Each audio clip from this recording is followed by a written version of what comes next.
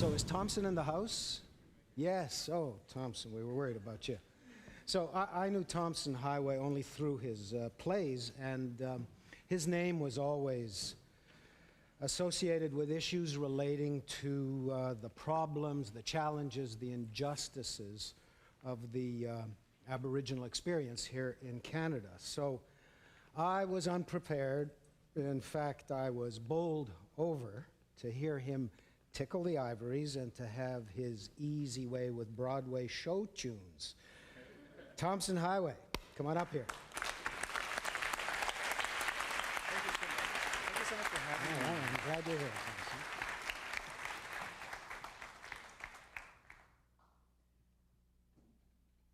Thank you for being here. I almost didn't make it. Oh, I came so close to canceling.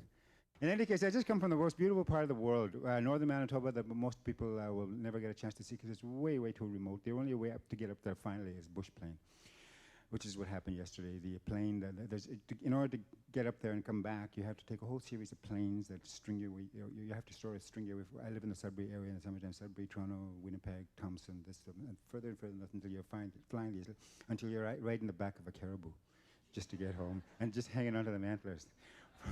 It's true. I'm not the kind of person who likes to lie. I know I look like a liar, but I'm not. In any case, yeah, my father was a my father was a caribou hunter, and my mother was a caribou. Which is why I know everything there is to know about bestiality. I started life off as, even though I was born in a tent, which is why I'm so intense, because we were all born in tents, all 12 of us. I'm the 11th of 12 children.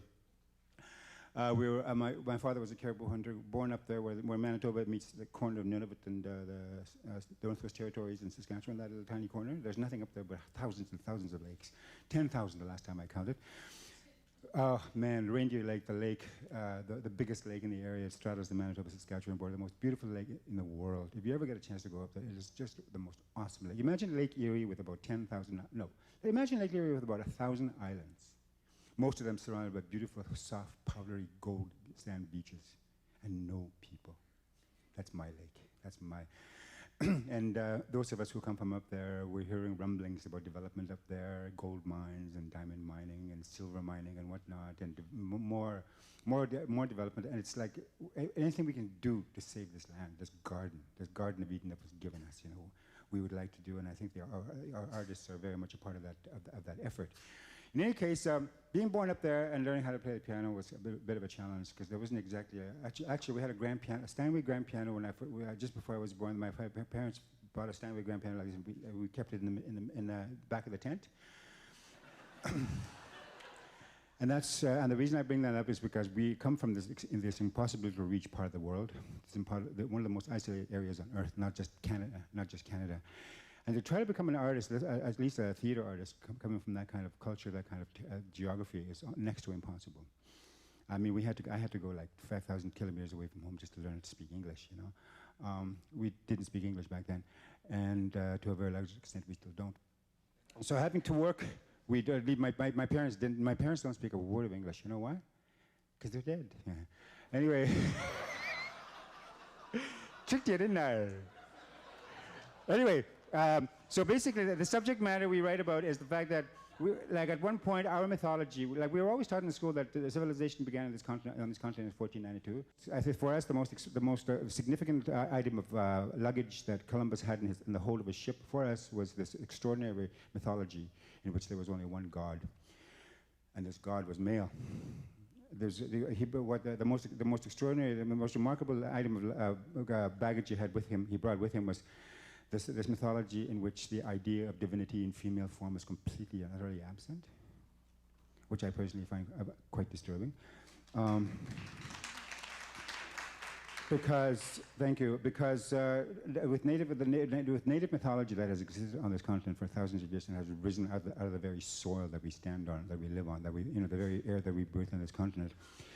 At the very, very center of that mythological universe is the idea of a divinity in female form.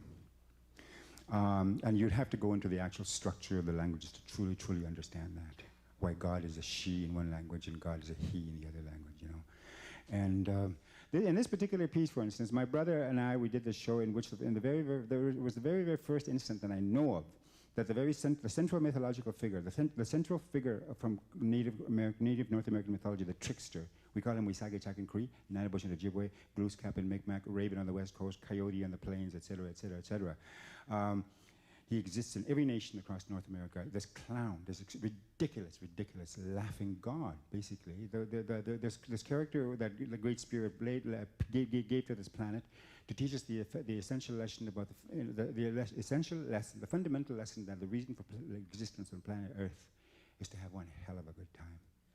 You know, not to suffer, not to plead guilty, not to apologize. You know, like it's not so much like it's nothing like, oh please God, I know I'm not supposed to be here, but please forgive me. You know, it's not that.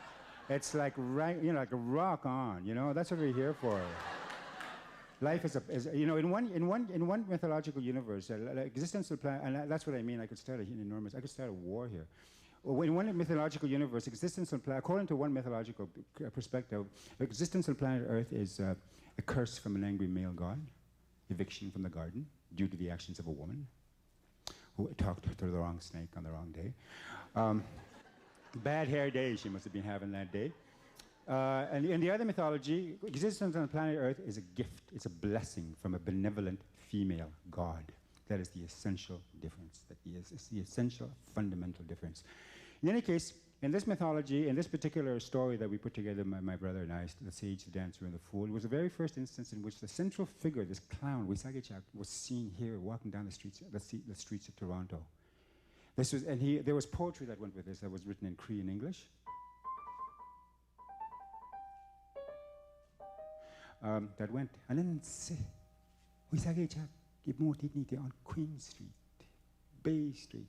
It was that kind of stuff, you know.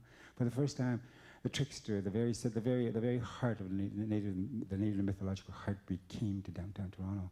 And I think that was the little revolutionary development that happened back then. That was about 15 to 18 years ago that we did that show. And we continue to do these shows that speak about these extraordinary mythological gods. And it's not just show business we're talking about here. It's not just art. These subjects lean on and affect other areas of life, particularly, as I said earlier, about like issues of the environment.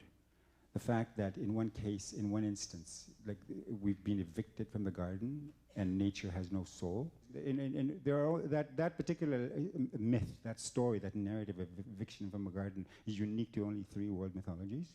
All others, and most others that I know of anyway, and I haven't done all my research, it'll take me a lifetime, that story does not exist. So wouldn't it mean then, therefore, wouldn't the equation be such that we are still in that garden? And that we are here to protect it, to be partners with it? You know, in the Cree language, for instance, which I speak fluently, which is better than my Cree, which is better than my English.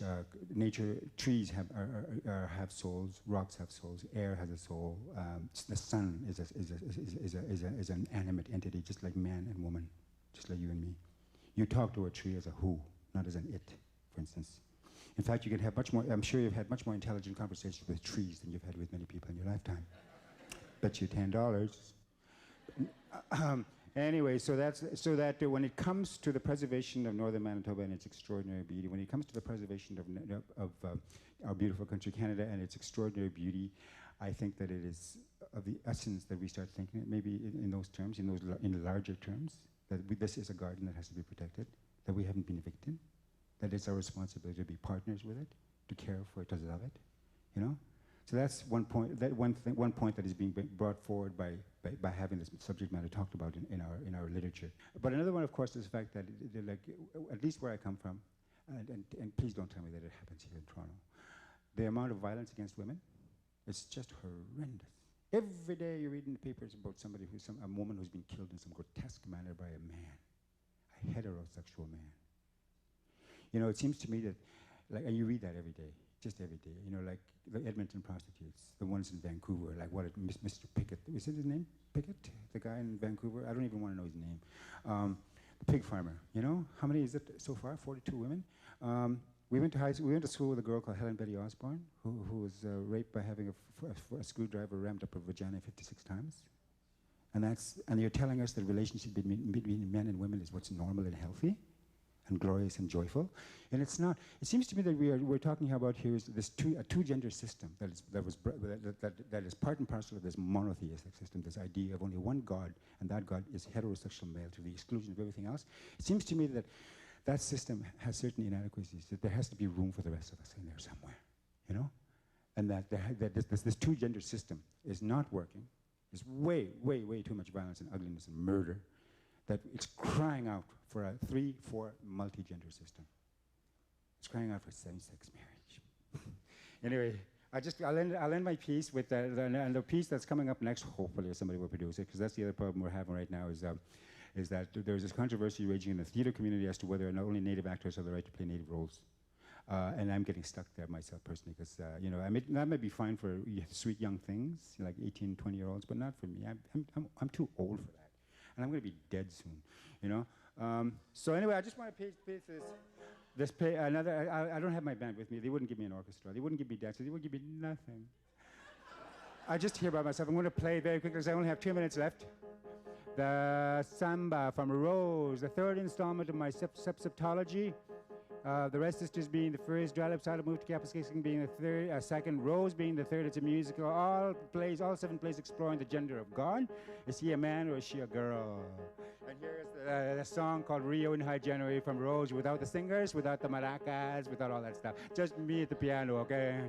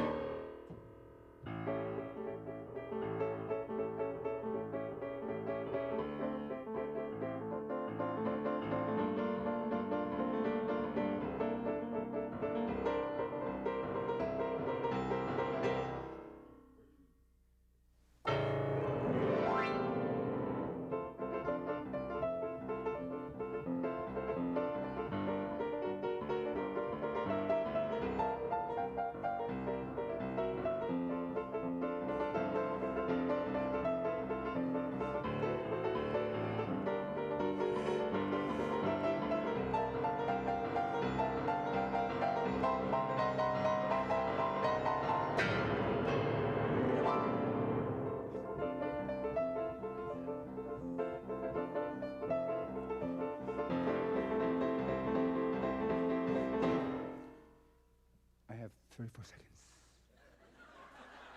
32, 31, 30!